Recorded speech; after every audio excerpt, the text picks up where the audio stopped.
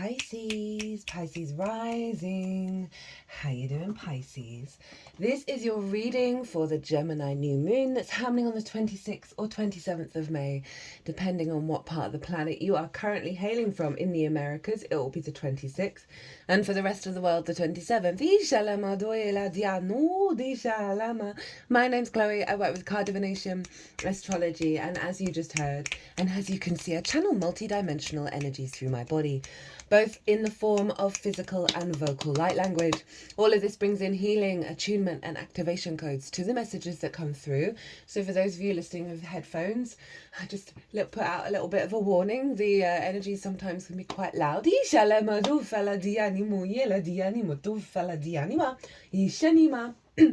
Now I read for the rising signs. So for those of you who don't have Pisces in the first house, look to the house it does fall in. Look to the themes of that house, and you want to apply those themes along with all the other meaning you've got going on in the sign of Pisces to the messages that come through in this reading, because it will be as if that Pisces energy, wherever it falls in your natal chart, has now energetically moved to the first house. So the astrology for the rising sign will always still link in. You've just got to add on your own natal Pisces chart meaning on top of it. For example, I've got Pisces over in the 8th, and I have an astrological point called the part of fortune there, and that's it. So I'll apply all of that to what's going on in this reading. Now, before I get on with your personal reading, my loves, my lovely Pisces collective, there is a collective reading. That was the first reading that went out. That was the first reading that went out, and that's where I've broken down the astrology of this moon in way more detail, of how the celestial bodies are talking to each other at the exact moment, that forms a harmonic and energetic frequency, a blueprint that then unfolds over the next 6 months up until the Gemini full moon. So really got into the weeds of that. I had a really big transmission come in from a guide with English this time. That was really cool. Tarot was really cool. Pulled collective tarot. Lots of channeled messages. And the overall energy is play. Really, let's be real. It's Gemini. It is play. It's curiosity. It's openness to that. So if you want a deeper understanding of this moon, there is a lot going on. A lot, and I'm going to touch on some of it but not all of it, and certainly not go into the detail that I have done in the collective reading. Yeah, so that's acts as a baseline for the all 12 sign series. So if you want a deeper dive, pause this video, go watch the collective reading, and come back to see how it then affects the Pisces area of your chart with that deepening of an understanding underneath it. So my loves, my lovely Pisces risings, Pisces energy, we're going to get 3 cards from this deck as I talk about the astrology. The first card is going to be, what's the activation code that's coming in with this new moon for you, that's going to unfold over the next 6 months. We're going to get another card on how to work with that energy, how to amplify it, what to channel your energy to help facilitate that activation code. And we're also going to get 1 card on what is the blessing that Jupiter is leaving behind in Gemini. It's going to be moving into the sign of Cancer. I will be doing that transit. And so I just thought, as this is a Gemini new moon and Jupiter is leaving just before, as in Gemini, that it would be really great to see what blessing Jupiter is leaving behind for you in the sign of Gemini. We're also going to get the card at the bottom of the deck that's acting as the root. All right. Okay. The root energy.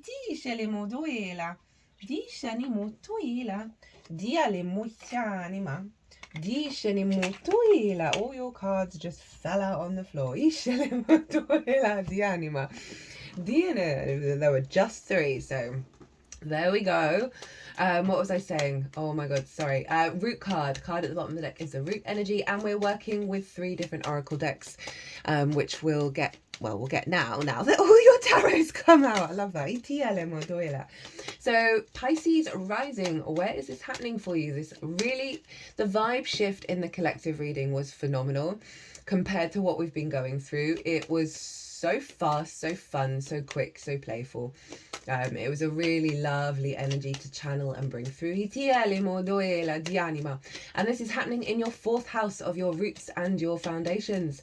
Your ancestors, both blood and soul lineage, your parental figures, the roof over your head, and the things that you do in private. It is where the root system of your tree is. We need a strong, healthy root system in order to grow and expand out in the world. So 4th house is very important. There's a lot of trauma here. And we've got the ancestors, right? So, and also parental figures, and it doesn't really matter what they try and do. There's one way or another they're going to mess us up, and that's part of the role. Part of the role of it. And also whether you feel safe and secure. That's a real primal energy that we're working through. Interesting. We're getting 3 cards from this deck. So you have a lovely new moon happening here. Lovely new moon conjunct Mercury. And Mercury is ruling the whole chart. So it's pulling all of the energy of the whole chart into this moon. So it's all funneling into your root system. It's very playful, curious, open expression. But it's also conjunct Uranus, who's at the later degrees of Taurus. So there's a sense of liberation as well tied into this new energy. So new moon in the 4th, right? Really elevating any stuck wounds. Any stuck wounds with the ancestors, with the parental figures, whether you feel safe and secure, if you can kind of feel and sense that there are things within you that need to be healed, or if you just feel like, okay, I'll set an intention and see what comes up. It's often really helpful with new moons of being in alignment with the healing process. Lol.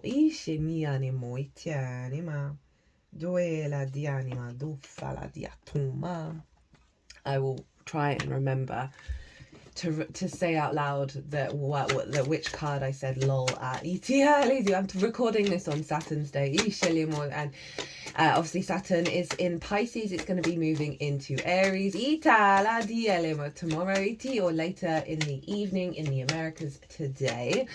It's going to move into Aries. It will come back into your sign, Pisces.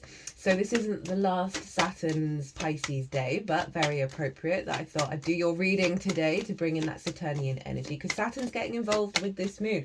Anyway, back to setting intentions. Setting intentions of being open to new information, new ideas, new curiosity, new play, adventures that nourish your nervous system, I said nervous system, that's probably Uranus. Nourish your root system, help strengthen that foundation and allow you to expand.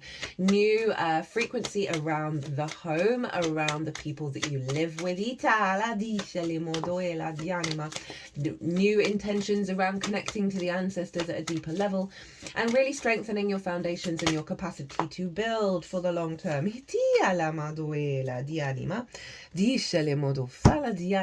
Now this moon is sextiling Saturn, Neptune and Ceres over in the sign of Aries. Very powerful stuff. Ceres represents the natural instinct to grow and create fruit and harvest. Very nurturing, very loving energy. Neptune, I've done a little mini Neptune in Aries transit series. That's taking us up to the 14th of July when it retrogrades. So if you've not caught that, Neptune has its own playlist, so that's really easy to find.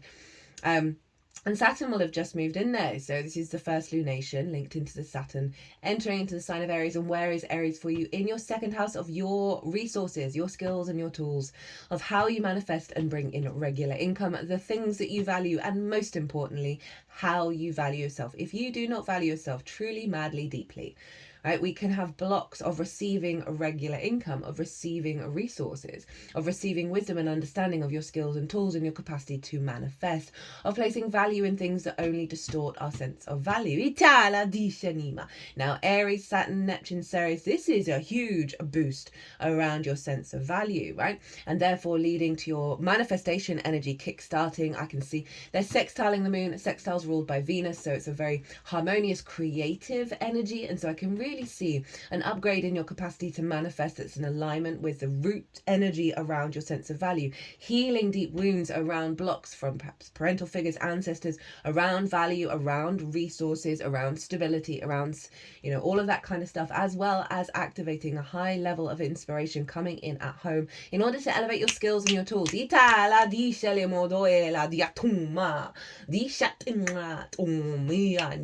For those of you who work from home, this is a great cycle. For those of you who don't, this is a great time to sit, well, maybe not sit. Gemini is the fastest moving sign in the zodiac. Maybe do a walk around the house, chore around the house, something where there's movement. Or write down lots of ideas, write down lots of words, then do a little spider diagram to see what comes from those words that can help facilitate the manifestation process. So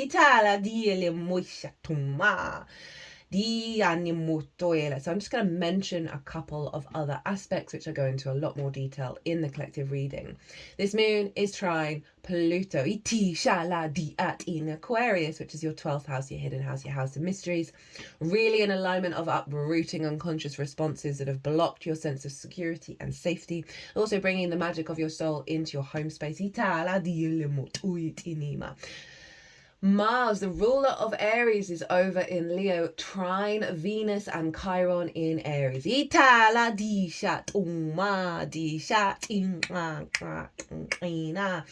have Leo in your 6th house of work, how you work. Mars loves being in the 6th, right?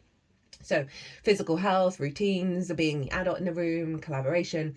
You're doing some deep healing around, because Venus can often represent value and represent resources. With the conjunction to Chiron, we're working through a cycle of clearing out a real density around autonomy, our freedom, our expression of self, and the love that we feel of self, right, that may have been blocked. And this is in a healthy way because it's trine Mars, and Mars in Leo, which rules the heart. So there's a real heart orientation energy here. So big wound clearing, as well as a lot of master teacher wisdom coming in. So I can really see a facilitation of inspiration that's leading you to put that into practice. Mars in the 6th. That's elevating the way that you harmonize, create grace, beauty, love in your life, in the way that your skills and your tools are really being able to, whatever it is that you do, bring a deep level of wisdom and healing into those skills and tools. Jupiter is in Gemini, trine Pallas Athena in Aquarius. So we're doubling down on the Aquarius energy in alignment with Gemini, which is allowing a sense of maturity and higher perspective in terms of our long-term goals. Pallas Athena, with the abundance you're feeling in the home space, the inspiration, the wisdom, the comfort that you're getting in the home, that's in alignment with the release of unconscious wounds in the 12th, and bringing that magic, bringing opportunities, bringing your intuition, your unconscious intuition in alignment with that which gives you stability and strength, that which allows you to unfold and build from a really powerful place. Right, we got that all done. Okay, so let's just move these out of the way. Let's move this up here, because this deck seems to want to go underneath here. So what's the activation, right? What's the activation that's coming in with this Gemini new moon? Boss energy, King of Pentacles. Love that in the 4th. Really love that in the 4th. The King of Pentacles got to be the King of Pentacles because it understood that every act, everything we do, is an act of creation, and inherently, therefore, an act of abundance. And the more we have that mindset in the actions that we take, the more the fertility, right? The more the opulence of the energy around you that's providing all that you need in the 3D realm, that's helping you feel safe and secure, the more that starts to reverberate. This is one of the most abundant cards. It's linked into the Empress because the King of Pentacles and the Empress both have the golden scepter, which is like next level creation energy. You see all those grapes, they represent abundance. We've got a massive castle in the background. Everything is very fertile, very sort of opulent, indulgent. And that doesn't have to be things though. That's just generally the energy around of feeling the density and a really healthy, I can create from this. There's a lot of power here and I can build with that. So I love this for the 4th. Strong root system, power of building from your foundations, a level of sovereignty and maturity and adultdom. Doesn't matter how old you are, a lot of things from our early years, the parental figures, the ancestors, that can mean that we're taking on that baggage and we're not necessary, and we're kind of beholden to others' energy, which we think is us but isn't us. And this feels like a kind of, I appreciate all the experiences, I'm not denying them, but I'm standing in my power, I'm standing in the way that I want to take action. It's really grounding and really supportive for you. I love this so much for the 4th. Also tied into the fact that your fire signs are all your work houses, how you manifest in the world. And so we've got that Aries energy with everything going on there. We've got Mars over in Leo. So there's a real sense of the power that you're feeling in your home is facilitating your capacity to work and build in the world in a really nice way. Like the King of Pentacles, it's got to the point where it's not hard work anymore. Doesn't mean it's not work, but it's not like, oh God, I've got to get up and I've got to go and do that, and then I've got to go to sleep and eat, and then I've got to get up again and do it all. It's not the 2 of Pentacles, which is for me predominantly the main message with that card, is always the hamster on the wheel. This is feeling really sated, feeling really secure, feeling really confident. As I said, boss energy. Right, okay, how to work with it. How to amplify and help facilitate integrating that King of Pentacles. Hi, Jupiter. Hi, Jupiter. So focus on the wheel. This is in alignment with what I say about the King of Pentacles. The King of Pentacles knows every act is an act of creation and therefore an act of abundance, and therefore an act of the wheel turning upright. So this is doubling down on that frequency, as well as the fact that you've got Jupiter locked into your 4th. Jupiter's not going to be in Gemini for another 12 years. So it's nice that we've got a carryover in this moon in the 4th house of feeling very confident. They want you to focus on the fact that, there's bigger things going on around you. And the mindset is that of the Jupiterian energy, that sense of generosity of spirit, that sense of higher perspective, the wisdom that leads to confidence, that leads to expansive energy. So that they're really saying, keep your eyes on the prize. Keep in a flow state, an awareness state that fate is changing, an awareness of the mentality, right? Air, Gemini, ideas, perspectives of things are changing for the good. Things are in alignment. So whatever's going on in your life, the good, the bad, the beautiful and the ugly, there's a really positive energy around you that they're wanting you to cultivate and trust in the process. Right. What is Jupiter's blessing that it's leaving behind in the sign of Gemini for you? Because it's not going to retrograde back into Gemini. When it leaves, it's done. So we've got the Ace of Cups. Oh, this is beautiful. The Dove of Peace. I love this in the 4th, right? Because we can have a lot of conflict. We can have a lot of drama there. And this is the Cup overfloweth. And that's very supportive with keeping in alignment with this of, right, this sense of. And it's interesting that the blessings, there's been a lot of water energy, and Jupiter is moving into the sign of Cancer in so far. This is fresh new energy, a renewal of your peace in your foundations, just the love in your foundations, this sense of abundance in the root system that is serving the love of your life, which is your own incarnation. There may be new love coming into the home. Oh, so that's beautiful. Don't really feel like I need to say very much about that. Okay, what's the root energy of the King of Pentacles? We got the 4 of Pentacles, which is a very, very similar vibe to the King. I love the 4 of Pentacles. I think it's, for me, this card is all about protecting our energy from the outside world so we can build from our sovereign, see the crown, it's a bit hard in this one, from our sovereign frequency that gives us a sense of stability and expansion, right? So it always feels like a force field around this, that they're really in their power. And I love that it's 4 and you're in a 4th house energy and that sense of stability and structure. But it's about an alignment with this of like feeling good, feeling opulent, feeling abundant. That's kind of cutting out the fear and the scarcity mindset from the outside world. That's allowing you to create from your inherent frequency and allow yourself to feel more safe and secure. So you can enjoy the love, you can enjoy the journey, right, of fate unfolding.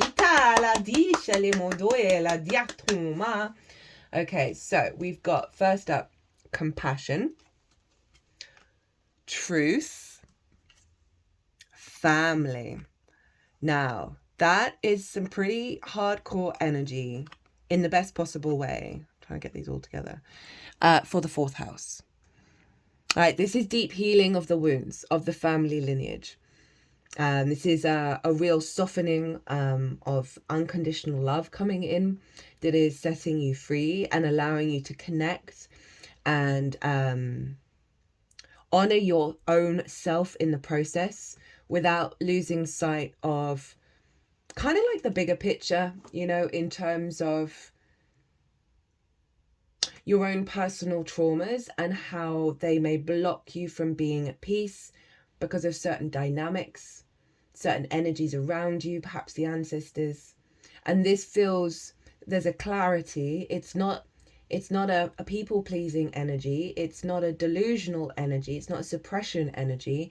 It's like an upgrade in awareness of what fundamentally serves your root system and how you feel safe is coming into a state of clarity and empathy with a focus around the family line, whether that be soul lineage or blood lineage. That it's kind of like that realization that things are poison. Certain, as much as you have a right reason for feeling that poison, the only harm you're doing is to yourself. And this, it feels like a very clear release where it's reminding me of, I did a breathwork summit just before COVID hit. And it was about 14, maybe 20 breathwork practitioners who were doing an hour Zoom little lecture conversation with the host. It was phenomenal. It was on the Shift Network, who I really rate. I've not done any of their stuff for ages, but their stuff has always been very quality. And predominantly throughout all of I always like tracing themes, patterns, overall patterns. And one of the main things that not everybody said, but predominantly a lot of the practitioners did say, is that people would come in there having done 3 years therapy, 5 years therapy, 7 years therapy, 10 years therapy, and they'd come to one session, one like proper breathwork session. And they'd come out of that session and go, I don't know what happened. I don't know what got released, but I am lighter in my body and I feel more in alignment than I've done over that, however many years of talk therapy. That's what this feels like, is something's just switching. And that ties in with the very playful energy of the collective reading. Very sort of really allowing us to sort of move past certain things and step into play. That something's just going to switch where whatever understandable grief or pain or whatever it is, in various ways, whether, as I said, taking it from the ancestors or things that have happened in your incarnation, which often recreate the stuff from the ancestors, it's just released. And you're more at ease within yourself. And things that would have set you off and driven you crazy just aren't in the same way.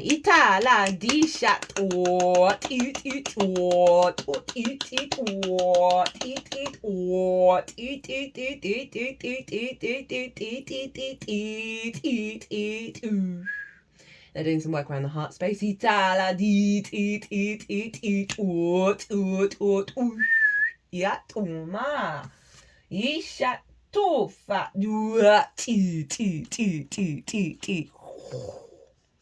Okay, so this was the card that I lolled at, okay? Hi Saturn, light of the teacher, the world, the right action, discipline, structure, commitment, obstacles, restrictions, rules, delays, karma, life lessons, tangible rewards. Now that all feels very valid because we can't really get here without putting in the work, without putting in that frequency of showing up and taking action. Itiala, disha tuela dianima. And obviously Saturn has been in your sign. Won't be at the time of this moon, is still there today on Saturn's day. So that's one of the reasons why I lolled. Is Saturn through the first, probably one of the most difficult transits that anyone can go through, but one of the most profound, and you come out the other side feeling more in your power, in your integrity, in your commitment, in your maturity, it's like the clutter, the bullshit clears out. I remember we adopted 2 black cats from a rescue centre last summer. And having those cats cleared out a lot of shallow bullshit relationship dynamics in my life with other people. Because I was like, well, if you're not matching what these blessings are bringing to the table in their desire to connect and form relationships, right, in their wisdom and power, then I don't have time for it. So that's kind of Saturn's energy. It's not like boo, hiss to whatever's going on externally. It's like, I don't have time. I've got other stuff to do. And that clutter in the brain that keeps us holding on to those scenarios, gone. You're putting in the diligent work needed for your dreams to come true. Your hard work and patience will be highly rewarded. Bravo. In the shadow side, there is a lack of commitment, patience, persistence, and discipline. There is a need for healthy choices and determined action over a longer period of time. This won't happen overnight, and it's up to you to make it work. So I always love reading from this book. I love the shadow side because it often helps us with little tips when we do maybe fall into that shadow side, right? I don't feel that energy is very strong, but they are wanting you to orientate to the long term, but from a place of delight is the word that wanted to come from the space in my brain. Never said that before. The sense of grounded delight, where there's a maturity, but there's the play of the Gemini energy. There's like, you do you. I'm going to be in my power over here and have fun. And that's actually going to serve my physical vessel, serve my home, serve my foundations for my whole incarnation. Rather than getting lost in the drama. Okay,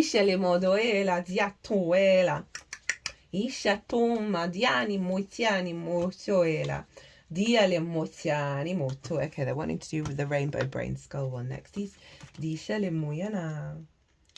And funnily enough, I nearly mentioned Sagittarius earlier. Because why was I going to do that? Oh, because you've got two of your work houses activated. So I was going to mention Sagittarius because that's your 10th house of life path. In regards to the frequency, I felt called to do so, but I didn't. And then from Rainbow Brainskull, I got the card I associate most with Sagittarius. No decisions, just grooving. And that there's such a, you wouldn't necessarily think it from these cards, but I'm really getting a high level of play that is so nurturing and so loving. There isn't stress, there's groundedness, but there's a flow and there's a joy that's allowing you to get out of your head, get out of the fear, get out of the worry, and just flow and play. And that, with all that fire that's going on, funneling into this moon, and also, fueling your life path, career energy of the 10th house. So much of the 4th can get dysregulated because of the worries of the 10th, right? Do I have a roof over my head? Can I keep that roof over my head? What's my career going to look like, right? How do I keep that home, that sense of safety and security? So I love that this is showing up of like, no decisions, just grooving. Stop making life harder than it actually is. And that goes back to this and this and this of every act is an act of abundance. So you grooving without being productive, channel that feeling of this is an act of abundance. This Gemini energy wants us to have a bit more fun. Stop making life harder than it actually is. You don't need to tell your heart to beat, it just does. And that's a more important job than anything your chattering mind does. Let go and dance to the rhythm of it all.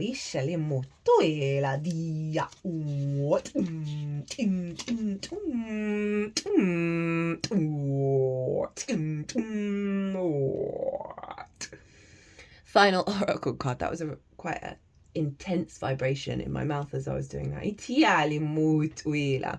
We have Earth. Light of humanity, the world, material manifestations, human experience, lessons, duality, nature, stability, comfort, safety, purpose, mission, lower chakras, Gaia, lack, fear, past life. Okay, so that sums up what I just said about the 10th house, as well as all of this transit for you, all of these cards. Right, both sides of the coin, right, of having gone through some struggles to get to this place of assuredness. You're co-creating with the universe to manifest the material abundance that you deserve. It's looking really good. Not surprised. The shadow side, karma and blockages from past lifetimes is keeping your abundance at bay. There's a need for shadow work and healing of the lower chakras. Now that may be really loud for some of you. All depends on your chart, your progress chart, your solar return, and what perfection year you're in. But so there's going to be various levels and degrees of how that's showing up.